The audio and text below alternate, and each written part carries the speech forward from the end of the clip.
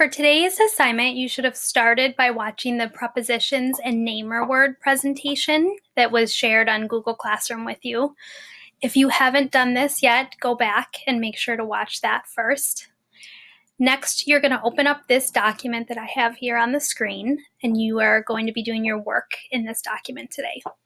So the first thing that you're going to be doing is you're going to be looking at some examples of sentences that have a where expander, and they also have what we call a prepositional phrase, which is a phrase that starts with a preposition word, which is the same as a position word, that the only difference is that it leads to a namer. So in the presentation, we talked about namer words and how they are different and similar to subject words. So namer words describe a person, place, thing, or idea in a sentence. However, unlike the subject words of the sentence, a namer word is not describing the main idea that the sentence is about. It's just adding some more details into the sentence. So what you're going to be doing is you're going to be looking at examples of sentences. Your job is to figure out which words or word is the subject word in the sentence, and which word or words are just namer words, which are an extension of the prepositional phrase. So I'm going to show you the first one here. Mrs. Faith cleaned inside and outside of the house. So we see we have a where predicate expander, and we have some preposition words inside and outside. They lead to a namer word, which is house. So down here, I'm going to say the namer word is house. That's a word that describes a person, place, thing, or idea. It's a place. However, it's not the subject word of this sentence because this whole sentence is not about the house. I'm not describing what the house looks like or who lives there. The subject word here is Mrs. Faith. Mrs. Faith is a person. It's me. And I know that this is the subject word because if I look at the action predicate cleaned, it's describing what Mrs. Faith did. It's not describing what the house did. So this whole sentence is about me doing something, about me cleaning. And then I just expanded by saying where I cleaned, which was inside and outside of the house. Okay, so let's do one more. The students run around the field in large playground. So again, I'm thinking the subject of this sentence is being described by the action word, the action predicate, which is run. So if I think about who's running, I know that the students are running. So that is going to be my subject. Third.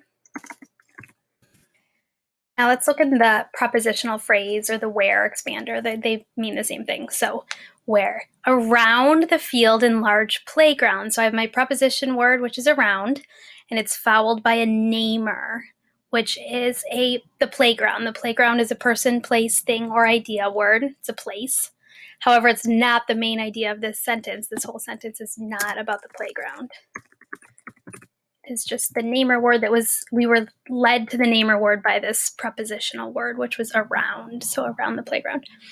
All right, so your job is to go through the rest of the sentences and figure out which word or words are the subject and which ones are the namer words.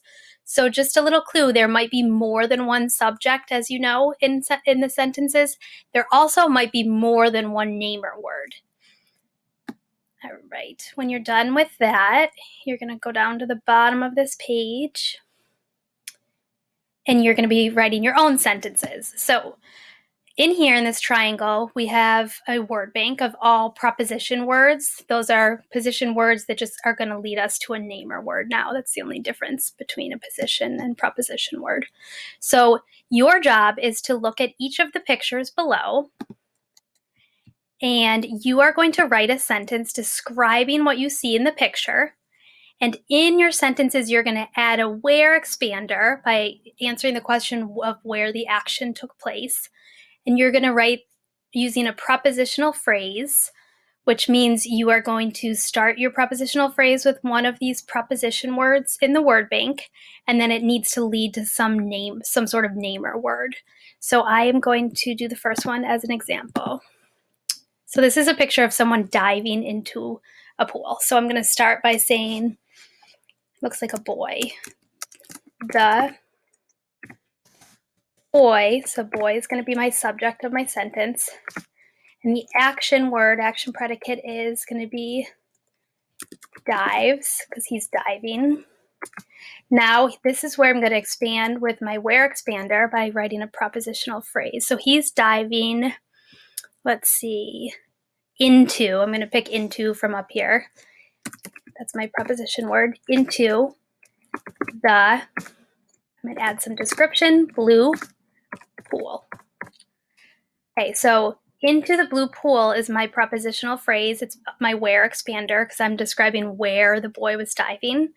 I started my expander with one of the words from the word bank, which was into, and then it leads to a namer word. So the namer word in this sentence is pool. That names a person, place, thing, or idea. That's a place or a thing. However, pool is not the subject of my sentence. The boy is, because we're describing what the boy is doing.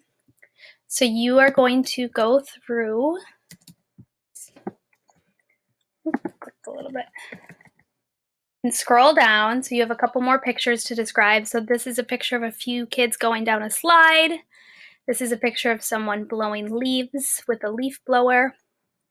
This is a picture of someone shooting a basketball, and it looks like it's going to go into the hoop. And then this last one is a picture of someone holding an ice cream cone, and it looks like it's melting all over their hand. So you can be creative with your sentences and add as much detail as you want. Just make sure that you are adding that, you're answering that where expander question and writing a prepositional phrase with a preposition word that leads to a namer word. I can't wait to see what you come up with.